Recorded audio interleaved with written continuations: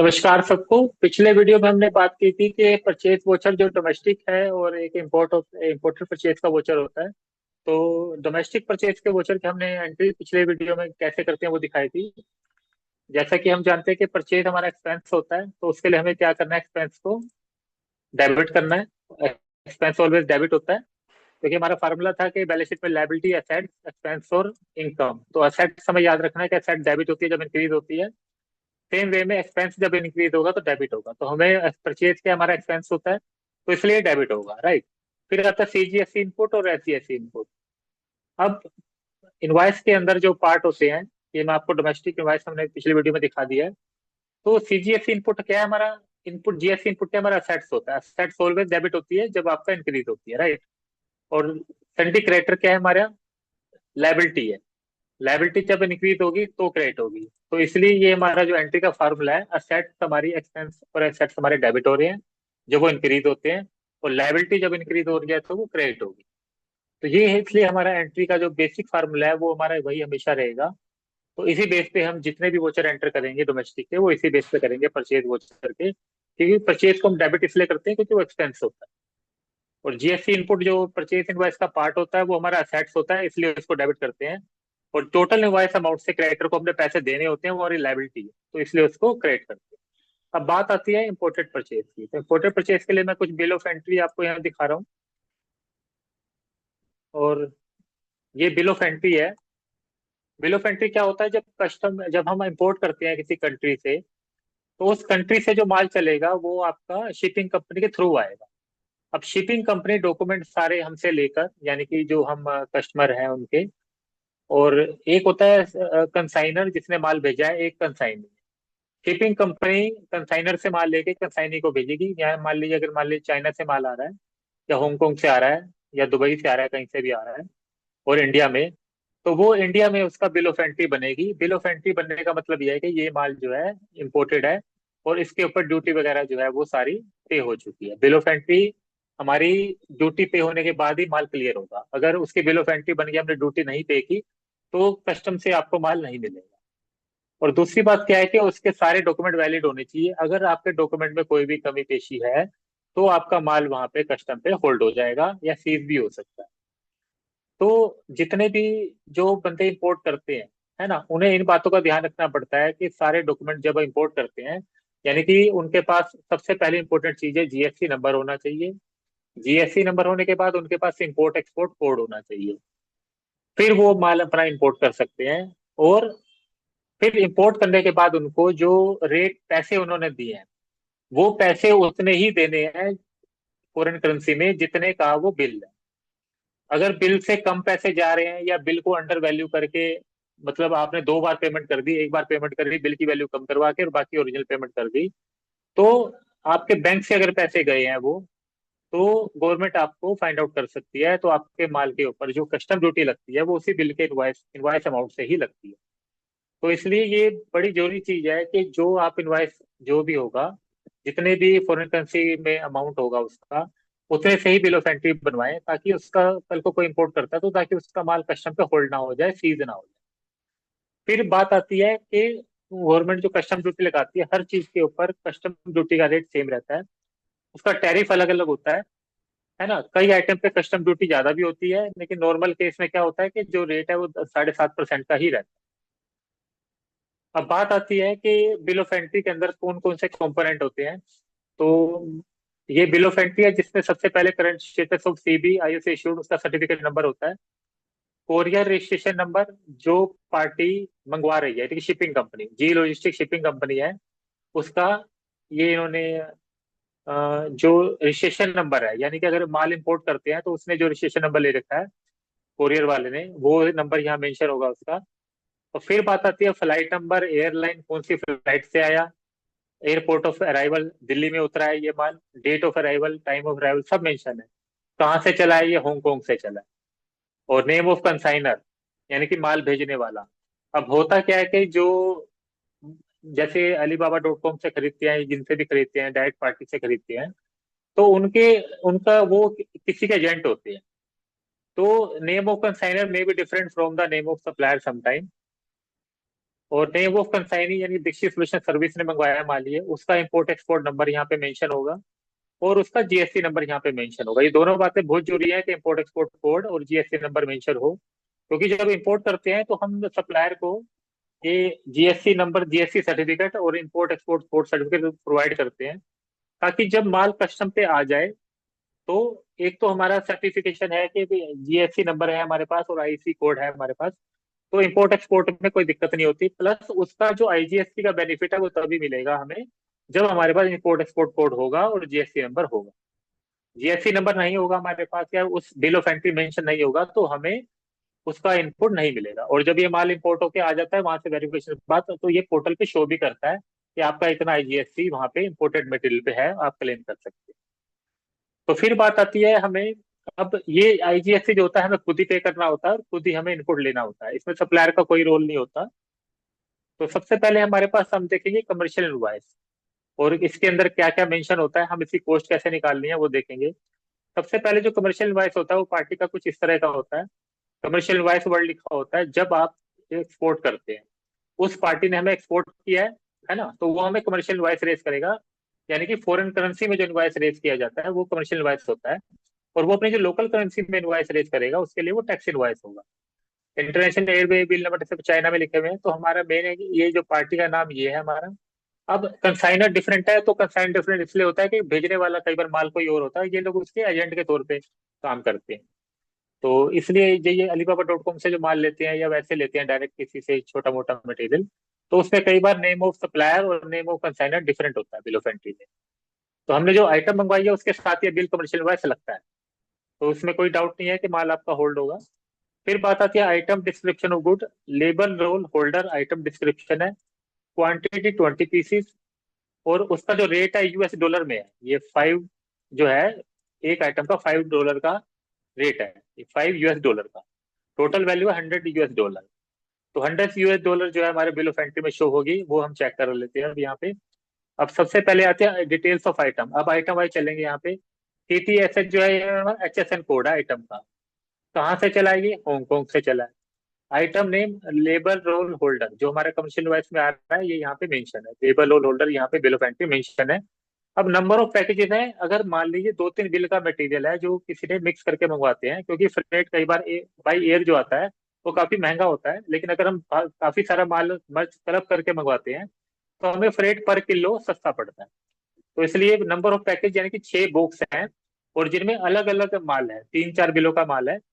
Units of measurement pieces, invoice number 8069 1715 8069 1715, invoice number यहाँ mention नहीं। तो जो कंसाइनर है, ये वाला बंदा, ये इसने क्या किया है, इन तीनों पार्टियों ने जो 3 बिल रेज हुए हैं अलग अलग पार्टी के, इन तीनों ने एक बंदे को पकड़ा कंसाइनर को, केन जेन फिडकोई को, इंटरनेशनल लॉजिस्टिक कंपनी को। इसने क्या किया, अपना एक बिल बनाया, ताकि कस्टम पे जब माल जाएगा तो बिल होगा। उसने अपना इनवॉइस नंबर यहाँ दे रखा है, उसके अंदर ये तीनों पार्टियों के माल मिक्स हैं। क्योंकि कस्टम जब पे माल क्लियर होगा, बिल ऑफ एंट्री बनेगी, तो एक इनवॉइस की एक बिल ऑफ एंट्री बनेगी, अदरवाइज 3 बिल ऑफ एंट्री बनती। तो इसलिए कंसाइनर एक हो गया और 3 सप्लायर अलग अलग हो गए, उन्होंने अपना माल उसको दे दिया, उसने अपने उनके बिहाफ पे अपना एक इनवॉइस रेज कर दिया कस्टमर को, और वही उसी कस्टमर को जो इनवॉइस रेज किया वही इनवॉइस नंबर यहाँ पे मेंशन है। फिर आता है unit price 5 US currency invoice $US, unit price unit trade आएगा 5। इनवॉइस आइटम है एफओबी, और insurance ₹84, assessable value 8,994। Mark on packaging 0, quantity 20, इसमें भी क्वांटिटी 20 है, और 100 हो गए पूरे। और रेट ऑफ एक्सचेंज, अब जिस रेट ऑफ एक्सचेंज पे ये मेंशन है इसी पे ही हमने अपनी कैलकुलेशन करनी है, इसी पे ही अपनी एंट्री करनी है। अब बात आता है notification use for the item.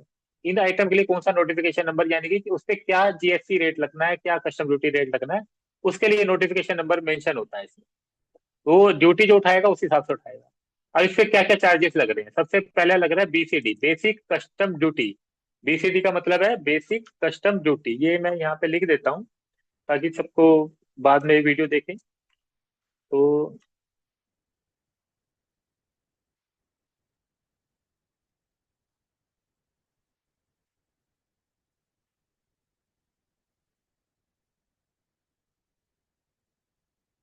सबसे पहला लगता है बीसीडी। इसका नाम है basic custom duty. Basic custom duty 7.5% है ये।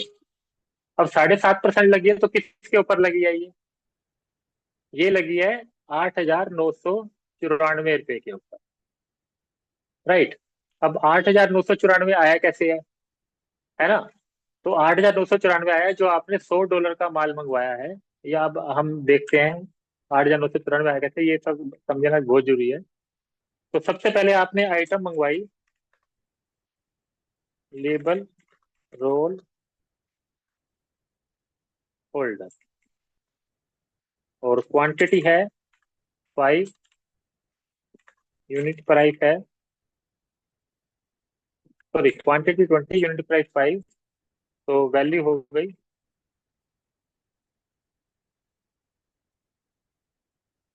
20 × 5, $100। अब बात आती है रेट कितना है आपको। यूएसडी रेट है 74 रुपए 25 पैसे एक्सचेंज में, जिस दिन बिल ऑफ एंट्री बन रही है। तो हम भी वही रेट लेंगे यहाँ पे जब, तो हमारी वैल्यू आ जाएगी INR। इसको मल्टीप्लाई कर देंगे, 7425 आ गई हमारी मटेरियल की वैल्यू, कॉस्ट ऑफ मटेरियल। अब डिपार्टमेंट के हिसाब से इस पे फ्रेट भी लगता है।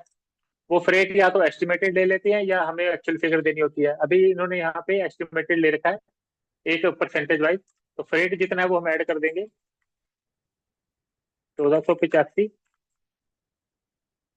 और फिर आता है आपके पास इंश्योरेंस। इंश्योरेंस भी इन्होंने एस्टिमेटेड ले रखा है अपनी तरफ से, तो इंश्योरेंस ऐड कर देंगे, 184। अब तो ये जो पोर्शन है आपका, ये है असेसेबल वैल्यू। ये तीनों, इन तीनों को मिलाकर क्या बनेगा आपका असेसेबल वैल्यू।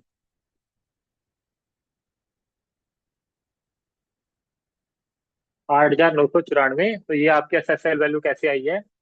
सबसे पहले आपने $100 को 74 से मल्टीप्लाई किया, फिर फ्रेट ऐड किया, और फिर इंश्योरेंस ऐड किया, तब आपकी असेसेबल वैल्यू आएगी। अब आपकी बेसिक कस्टम ड्यूटी किसके ऊपर लगती है? वो लगती है असेसेबल वैल्यू के ऊपर। ये कस्टम ड्यूटी सरचार्ज ये सब आपके इन असेसेबल वैल्यू के ऊपर लगते हैं। तो असेसेबल वैल्यू हम यहाँ लिख देंगे basic BCD surcharge and IGST are charge on assessable value. अब ये बात आपने ध्यान रखनी है, असेसेबल वैल्यू कैसे होती है मैंने बता दिया है। तो सबसे पहले होगा आपका BCD यानी कि बेसिक कस्टम ड्यूटी, कितनी है? 7.5%। तो यहाँ देखेंगे 7.5 आती है, बिल्कुल सही आ गई, 674 रुपए 55 पैसे आ रही है, बिल्कुल सही आ रही है। अब सरचार्ज, सरचार्ज लगता है बेसिक कस्टम ड्यूटी के ऊपर, ना के टोटल अमाउंट के ऊपर, 10%। तो सरचार्ज लगता है basic custom duty is charge on assessable value. Now surcharge is charge on BCD। ये लगता है BCD के ऊपर। तो मैं एक फार्मूला लगा रहा हूँ। तो 10%, 66 रुपए 46 पैसे है ना, राउंड ऑफ हो जाएगा ये। ठीक है। अब इन दोनों को आपने ऐड करना है, उसके ऊपर IGST लगता है। अब देखने में IGST क्या लग रहा है? 18%, सिंपल सिंपल। असेसेबल वैल्यू के ऊपर या इसके ऊपर नहीं, वो लगता है असेसेबल वैल्यू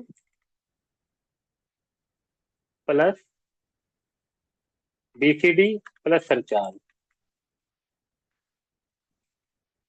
इन तीनों के ऊपर लगेगा। तो हम तीनों को ऐड कर देंगे, असेसेबल वैल्यू ये और ये, इन तीनों को ऐड कर देंगे। तो यहाँ लिख देता हूँ मैं, जो आपका IGST है is charge on assessable value plus BCD plus surcharge. तो आपका आईजीएसटी आ जाएगा। कितने परसेंट है वो? 18%। तो इसको कर दो जी आप 18%। 1752 रुपये 48 पैसे। 1752 रुपये 48 पैसे ये हमारा आ गया। ठीक है जी, अब ये नेक्स्ट आइटम। नेक्स्ट आइटम हमारी आ रही है, इसको भी हम चेक करेंगे। इसका बिल है हमारे पास। ये ये पार्टी का नाम कुछ और है, लेकिन क्योंकि कंसाइनर एक ही कंपनी है, शिपिंग कंपनी जो भेज रही है, तो इसलिए उसका नाम ही चलेगा। अब बात आती है क्या आइटम मंगवाई है हमने। ये मंगवाया BSC Q6 लेबल रिमाइंडर, और क्वांटिटी है 4। प्राइस है $60 एक आइटम का। तो अब यहाँ हम देखेंगे बिल ऑफ एंट्री में हमने लिखा है लेबल रिमाइंडर, आइटम हमारी मैच कर रही है, HSN कोड उसका वही है। और फिर हमारा इनवॉइस नंबर वही रहेगा, सेम ऊपर वाला ही, क्योंकि एक इनवॉइस के लिए एक बिल ऑफ एंट्री बनती है। Unit price 60, quantity 4, invoice value $240, rate of exchange सब जगह वही रहेगा।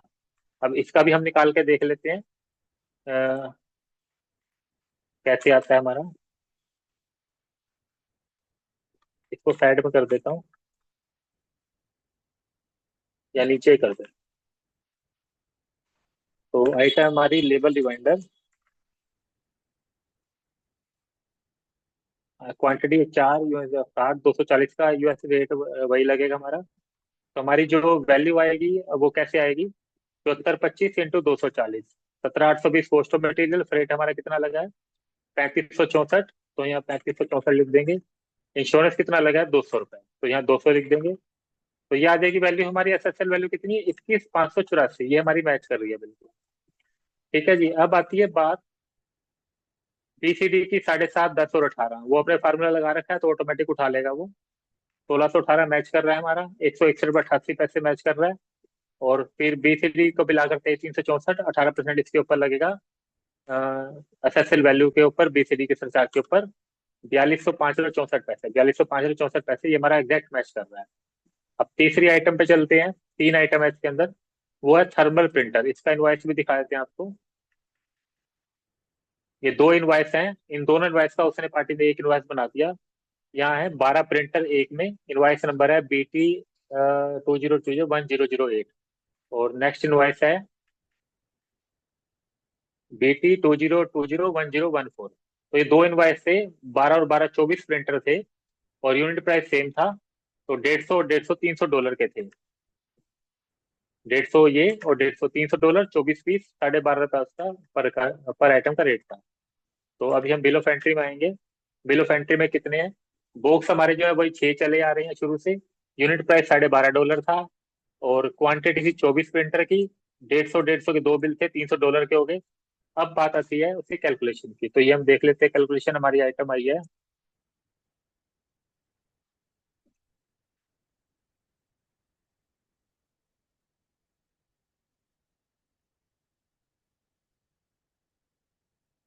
आइटम आई है हमारी थर्मल प्रिंटर, 24 पीस, और $12.5 का एक है। तो $300 का इनवाइस हो गया। यूएस डॉलर रेट, हमारा करेंसी का रेट वही रहेगा। हमारी एसएसएल वैल्यू आ गई 22,275। फिर इसमें फ्रेट ऐड करेंगे 4455। ये 4455 हमारा फ्रेट यहाँ पे है ये। और फिर है इंश्योरेंस 251। तो 251 इंश्योरेंस ऐड कर देंगे, तो वैल्यू आ जाएगी हमारी 26,981, जो हमारी मैच कर रही है। 26,981 हमारी ये वैल्यू आ गई। अब बात आती है BCD सरचार्ज की। अब इसमें देखो, यहाँ सरचार्ज जो है 10% है। और सॉरी, BCD 7.5 थी यहाँ पे भी, और यहाँ पे भी, लेकिन यहाँ BCD कितनी हो गई है? यहाँ पे हो गई है 10%। तो हम BCD यहाँ कर देंगे 10%। तो ये हो जाएगी हमारी 2,023 रुपये 58 पैसे। सॉरी, यहाँ तो ये हो जाएगी 2,698 रुपये 10 पैसे। 269 रुपये 81 पैसे हमारा मैच कर रहा है बिल्कुल। और 5390 रुपये 80 पैसे जो है हमारी, ये हमारी आईजीएसटी आ गया। अब बात आती है इनकी एंट्री कैसे करनी है। ठीक है जी, एंट्री के लिए सबसे पहले हमने क्या करना है, मैं हमें 3 वोचर बनाने पड़ेंगे, क्योंकि तीनों पार्टियां अलग अलग हैं हमारी। कमर्शियल वाइज वाली तीनों को पैसे अलग अलग देने हैं, है ना। तो हम 3 एंट्री करेंगे सबसे पहले। तो हम लेबल वाले के लिए एंट्री करेंगे, लेबल रोल होल्डर। सबसे पहला जो हमारा बिल था वो क्या था? लेबर रोल होल्डर क्वांटिटी, तो इसके लिए करेंगे परचेज इंपोर्टेड। परचेज इंपोर्टेड का लेजर खोल रखा है तो हमने परचेज इंपोर्टेड हमारी डेबिट होएगी। अब कितने रुपए से डेबिट होएगी वो सबसे इंपॉर्टेंट चीज है, मैं यहाँ लिंक लगा देता हूँ।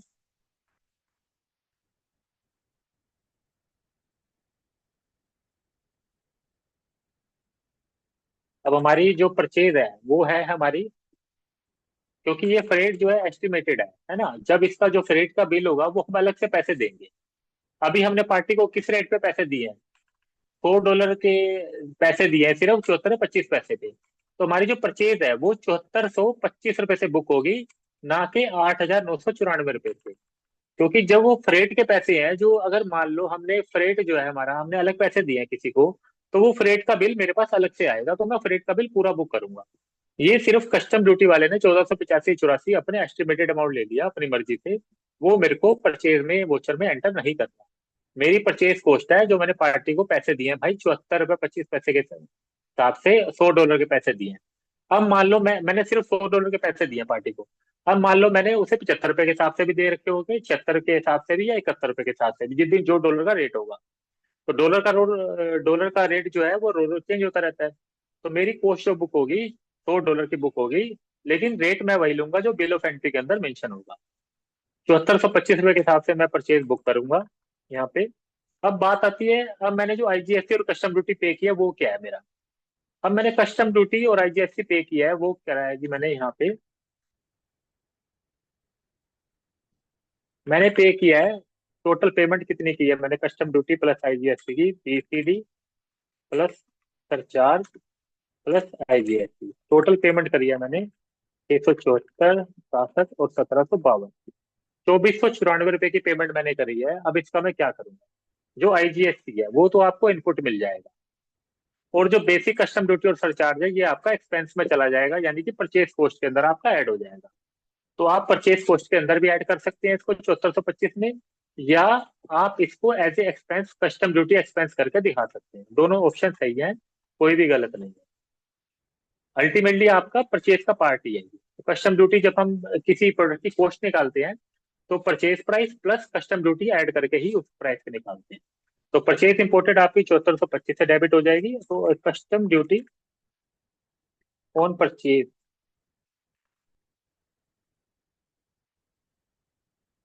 एक्सपेंस, है ना, ये एक्सपेंस का एक्सपेंस वर्ड लिखने की जरूरत नहीं है, और ये एक्सपेंस में ही जाएगा, तो ये आपका डेबिट हो जाएगा।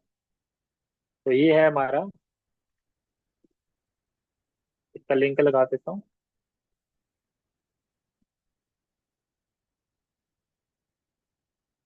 674 प्लस 6746, तो ये आपका कस्टम ड्यूटी एक्सपेंस बुक हो जाएगा, ये आप चाहें तो परचेज में मर्ज कर सकते हैं। फिर आता है आईजीएसटी जो आपने पे किया है, आईजीएसटी को आप डेबिट करेंगे। ठीक है जी, क्या है आईजीएसटी इनपुट आपका, असेट्स। असेट्स डेबिट होती है हमेशा जब इंक्रीज होती है, और एक्सपेंस आपके इंक्रीज होते हैं तो डेबिट होते हैं। तो आईजीएसटी डेबिट कर देंगे, यहाँ लिंक लगा देता हूँ। 1752.48 आपका आईजीएसटी। अब आपने जो कस्टम ड्यूटी पे करी और परचेज इंपोर्ट किया, अब आप इस क्रेडिट किसको करेंगे, पार्टी को क्रेडिट करेंगे आप 7425 रुपए से, क्योंकि आपने उससे सिर्फ $100 के ही पैसे देने हैं।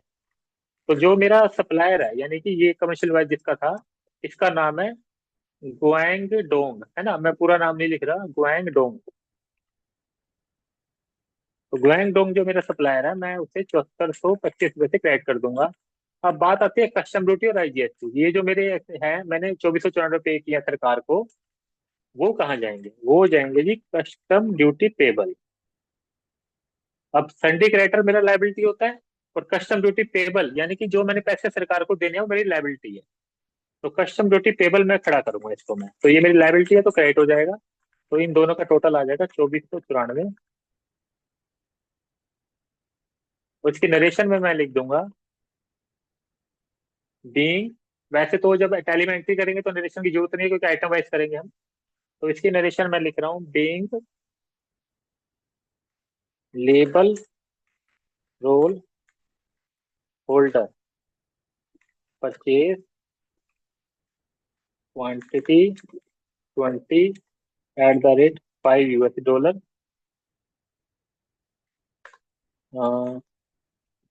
पर पीस यूएसडी रेट @ 74 रुपये 25 पैसे। मैंने 74 रुपये 25 पैसे का US$ लिया है। ठीक है जी। और जो कस्टम ड्यूटी और IGST होती है as per bill of entry होती है, तो वो हमें लिखने की जरूरत नहीं होती नरेशन में। ओके, तो ये हमारा एक एंट्री कंप्लीट हो गई। अब जो दूसरा वोचर है वो भी हम ऐसे ही करेंगे। मैं तीनों वोचर दिखा देता हूँ। इसको कॉपी कर लेते हैं फॉर्मेट को।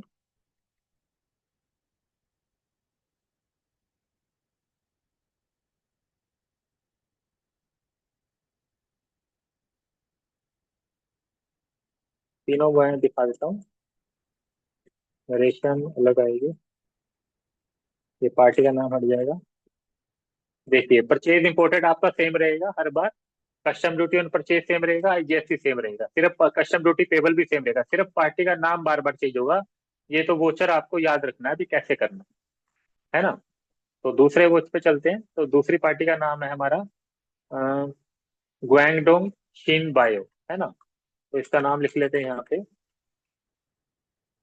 To ग्वांगडोंग Shin bio. ठीक है जी। अब परचेज इंपोर्टेड हमारी कितनी है, हमने क्या लिया इससे। हमने लिया जी लेबल रिमाइंडर 4 पीस 240 वाले।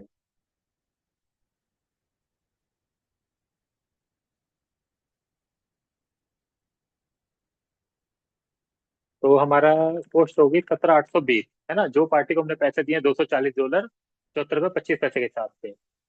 फिर आती है हमारी custom duty on purchase. Custom duty on purchase है हमारी 1618 प्लस 161 रुपये 88 पैसे। फिर आता है हमारा IGST।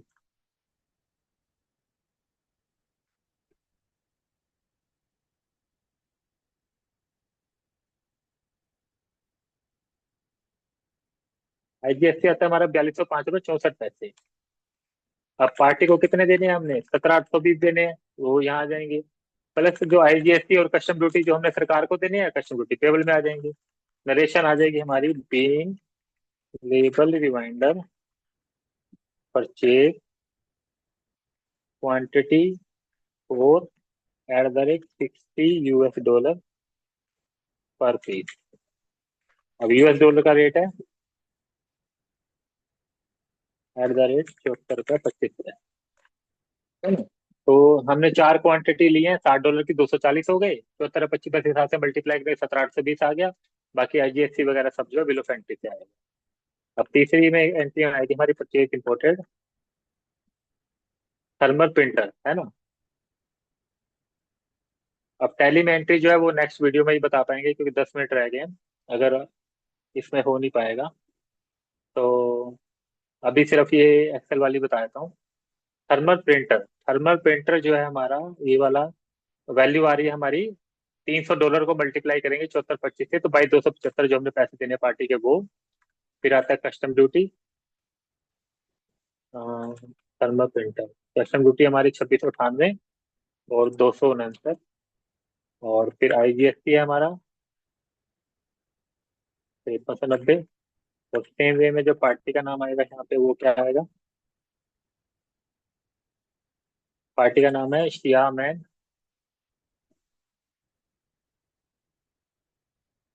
शिया मैन बेटर टेक्नोलॉजी, शिया मैन बेटर लिख देता हूँ।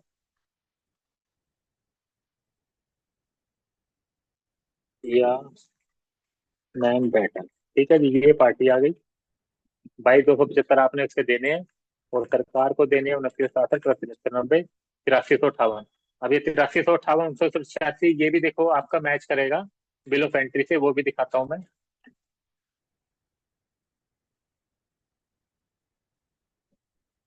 सबसे पहले आ गया कस्टम ड्यूटी 2494, ये हमारा मैच हो गया। फिर नेक्स्ट आ गया 1752, सॉरी 1752, 5986, ये भी हमारा मैच हो गया। और तीसरा आइटम का टोटल था 8358.71। 8358.71 ये भी हमारा मैच हो गया। अब इन तीनों का टोटल करेंगे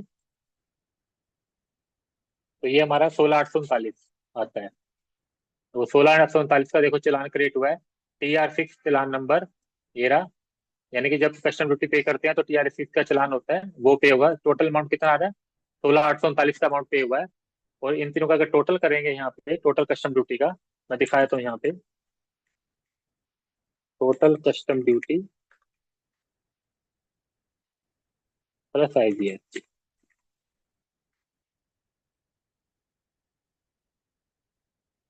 ये आ जाएगा आपका 2494 प्लस 6386 प्लस 8358, 16,839.52, जो कि हमारा यहाँ पे TR चालान से मैच कर रहा है। तो ये सारी जो है, मतलब आपको ये ध्यान रखना है जब आप इंपोर्ट परचेज की एंट्री करेंगे। तो अभी मेरे ख्याल से सबको समझ आ गया होगा कि कैसे आपने परचेज अमाउंट निकालना है, कैसे कस्टम ड्यूटी निकालनी है, और कैसे IGST को डेबिट करना है, और कैसे बिल ऑफ एंट्री में अपनी आइटम और इनवॉइस चेक करने हैं, है ना। तो मेरे लिए, मेरे ख्याल से सबको समझ आ गया होगा। फिर भी मैं एक वीडियो और बना दूंगा इसका, और नेक्स्ट वीडियो में हम ये देखेंगे कि टैली के अंदर हमने एंट्री कैसे करनी है। जैसे हमने ये एक्सेल में एंट्री करनी है, टैली में वैसे ही करनी है, टैली में इतना टाइम नहीं लगेगा। बट आज के लिए बस इतना ही। थैंक यू सबका।